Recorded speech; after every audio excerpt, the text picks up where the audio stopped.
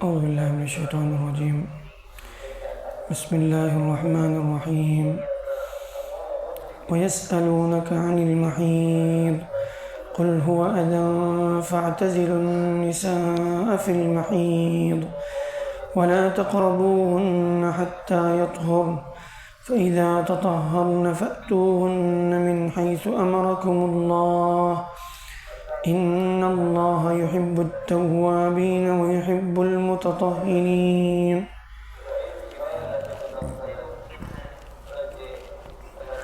قرآن مجید چونکہ اللہ تعالیٰ نے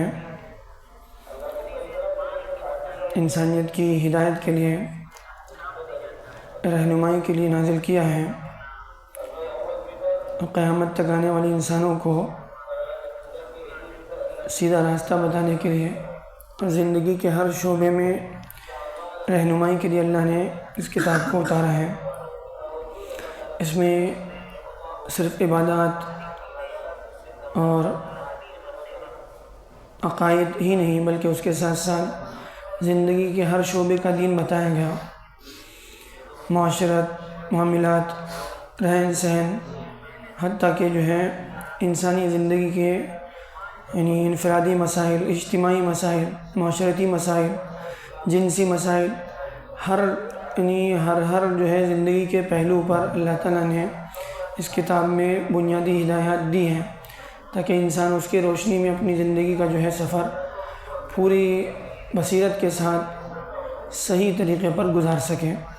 تو یہاں پر اللہ تعالیٰ نے چونکہ بعض نکاح سے متعلق مسائل چل رہے تھے تو اب کئی رکوع تک کئی آیتوں میں اسی سے متعلق نکاح، طلاق، خلا اور دوسری عزت کے اس طرح کے معاشرتی مسائل اللہ تعالیٰ نے یہاں پر بیان کیے ہیں۔ اس آیت میں بھی اللہ تعالیٰ نے اسی سے ملتا جلتا ایک مسئلہ بیان کیا ہے۔ اللہ تعالیٰ کا ارشاد ہے کہ لوگ آپ سے پوچھتے ہیں حیض کے بارے میں۔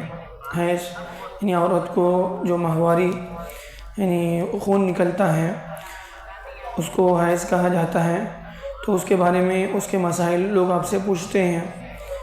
آپ کہہ دیجئے قل هو اذن، آپ کہہ دیجئے کہ وہ ایک اذیت کی چیز ہے۔ فاعتزلوا النساء فی المحیض، حیض کے ایام میں تم عورتوں سے الگ رہو۔ ولا تقربوهن حتی یطہرن، اور ان سے قریب مت جاؤ یہاں تک کہ وہ پاک ہو جائیں۔ فَإِذَا تَطَهَّرْنَ، جب وہ اچھی طرح سے پاک ہو جائیں، غسل بھی کر لیں، پاکی کے ایام حیض کے ایام ختم ہونے کے بعد جب وہ اچھی طرح سے بالکل پاک صاف ہو جائیں تو آپ ان سے قریب ہو سکتے ہیں، ان سے مباشرت کر سکتے ہیں۔ من حیث امرکم اللہ، جیسے اللہ نے تمہیں حکم دیا ہے، جو فطری طریقہ ہے اس طریقے پر غلط طریقے سے بچتے ہوئے، اور ایسے ہی ان احکامات کا لحاظ کرتے ہوئے جن احکامات میں اللہ تعالیٰ نے عورتوں سے قریب ہونے سے منع فرمایا، مثال کے طور پر روزے کی حالت میں، اعتکاف کی حالت میں، اور ایسے ہی مسجد میں اور احرام کی حالت میں جو مواقع اس سے ممانعات کے ہیں اس کا خیال رکھتے ہوئے۔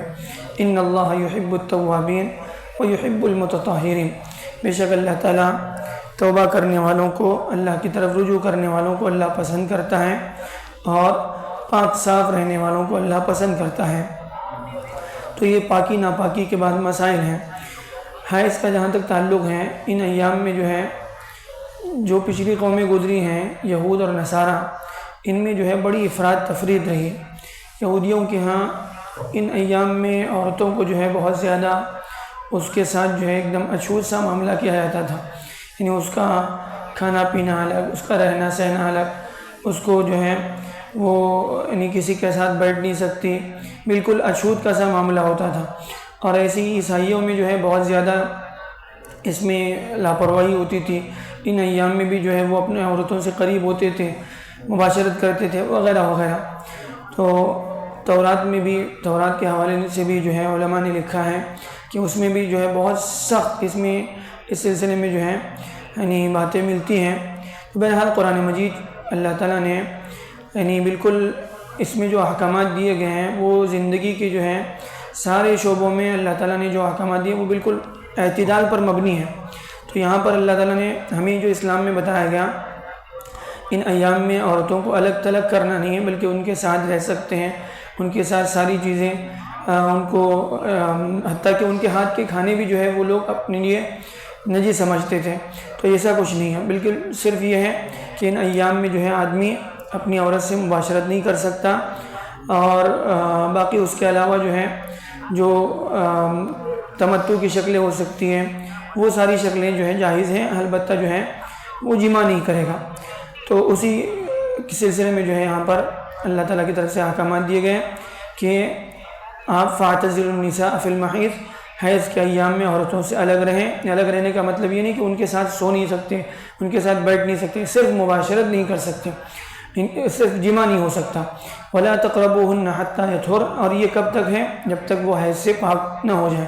پاک ہونے کے بعد غسل جب ہو جائے تو پھر اس کے بعد جو ہے سیدھے طریقے سے، یعنی جس راستے سے جو ہے ہمیں اجازت دی گئی ہے اس راستے سے جو ہے آدمی اپنی ضرورت پوری کر سکتا ہے۔ پھر اللہ تعالیٰ جو ہے ہمیں ہاتھوں سے صحیح سبق لینے والا بنائے۔